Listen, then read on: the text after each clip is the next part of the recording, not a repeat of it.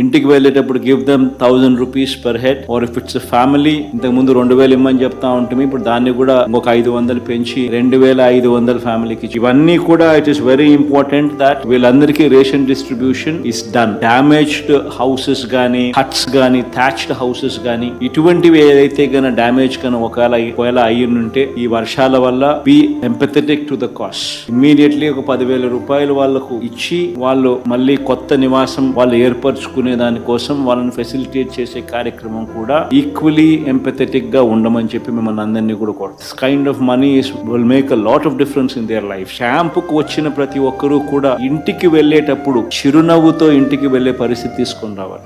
తాగటానికి పిల్లలకేంటి, పెద్దలకంటే మంచినీళ్ళు కానీ, పాలు కానీ సౌకర్యాలు ఏమి అందించలేదండి. ఎలక్షన్కి అయితే ప్రతి ఒక్కరు నాయకులు వచ్చేస్తారండి, దండాలు పెట్టేస్తారు, అమ్మ నెగ్గిన తర్వాత అన్ని చేస్తామో చెందుతామని. మరి ఈ టైంలో చేయకపోతే ఎప్పుడు చేస్తారు?